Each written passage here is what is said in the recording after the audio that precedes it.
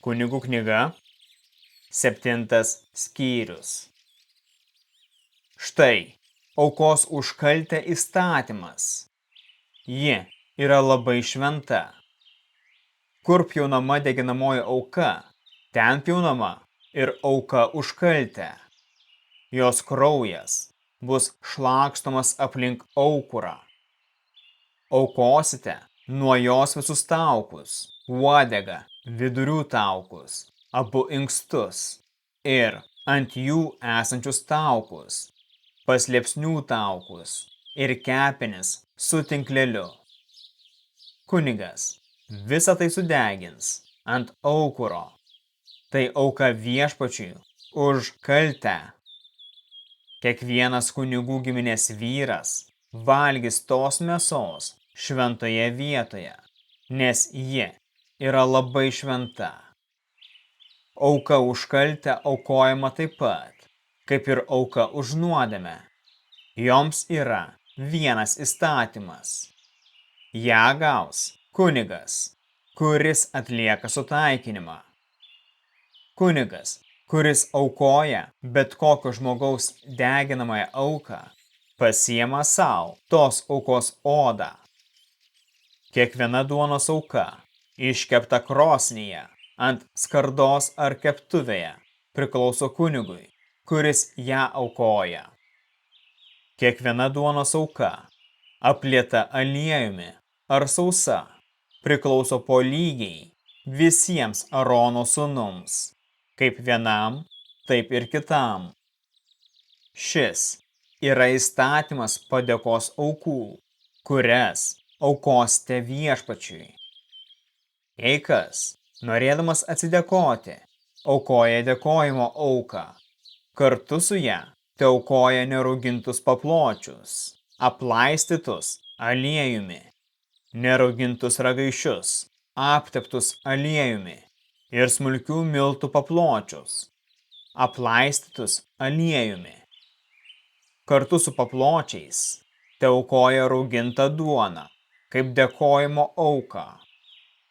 Vieną iš visos aukos skirs siūbuojamajai aukai Viešpačiui, ir tai priklausys kunigui, kuris šlakstys padėkos aukos kraują. Dėkojimo aukos mėsa turi būti suvalgyta tą pačią dieną. Nieko iš jos neleistina palikti rytojui. Įžadų ir laisvos valios auka valgoma tą pačią dieną. Kas lieka, leidžiama valgyti ir kitą dieną. Kas lieka trečiai dienai, sudeginama. Jei kas valgytų padėkos aukos mėsą trečią dieną, ji nebūtų primtina ir nebūtų įskaityta tam, kuris aukoja. Tai pasibjaurėjimas. Kas valgytų, būtų kaltas. Mėsa, paliesta kuo nors suteptu, nebus valgoma, ji bus sudeginama. Kas nesuteptas, gali valgyti aukos mėsą. Jei kas, būdamas nešvarus, valgytų padėkos aukos mėsą, aukojama Viešpačiui, bus išnaikintas iš savo tautos. Kas palietęs žmogaus, galvijo ar kokio daikto nešvarumą valgytų padėkos aukos mėsą, bus išnaikintas iš savo tautos. Ir Viešpats kalbėjo Mozei, sakyk Izraelitams, kad jie nevalgytų avies, jaučio ir ožkos taukų. Nustipusio ar žvėries sudraskyto gyvulio taukus naudokite įvairiems reikalams, bet ne valgiui. Jei kas valgytų gyvulio taukus, kurie turi būti paaukojami Viešpačiui, bus išnaikintas iš savo tautos. Nevalgykite jokio kraujo, ar jis būtų paukščių ar gyvulių. Kiekvienas, kuris valgys kraują, bus išnaikintas iš savo tautos. Ir Viešpats kalbėjo Mozei, sakyk Izraelio vaikams, Kas aukoja viešpačiui padėkos auką, dalį aukos turi atnešti viešpačiui. Savo rankomis turi atnešti aukos dalį, skirtą sudeginimui. Taukus ir krūtinę jis privalo atnešti, kad krūtinė būtų siūbuojama viešpaties akivaizdoje. Kunigas sudegins taukus ant aukuro, krūtinė teks Aronui ir jo sūnums. Dešinysis padėkos aukos petys yra kunigo dalis. Kuris Arono sūnus aukos kraują ir taukus, tas gaus dešinį petį.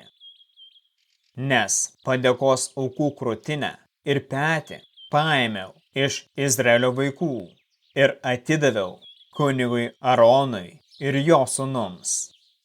Tai amžinas nuostatas Izraelio tautai. Tai yra pateptojo Arono ir jo pateptųjų sūnų dalis iš viešpačiui sudeginamų aukų nuo tos dienos, kai jie buvo paskirti eiti kunigų tarnystę. Dalis, kurią viešpats Izraelio vaikams įsakė atiduoti jiems per visas kartas nuo tos dienos, kai jie buvo patepti. Toks yra deginamųjų, duonos, nuodėmės, kaltės, įšventinimo ir padėkos aukų įstatymas. Jį viešpats davė Mozei ant Sinajaus kalno, kai liepė izraelitams aukoti aukas viešpačiui Sinajaus dykumoje.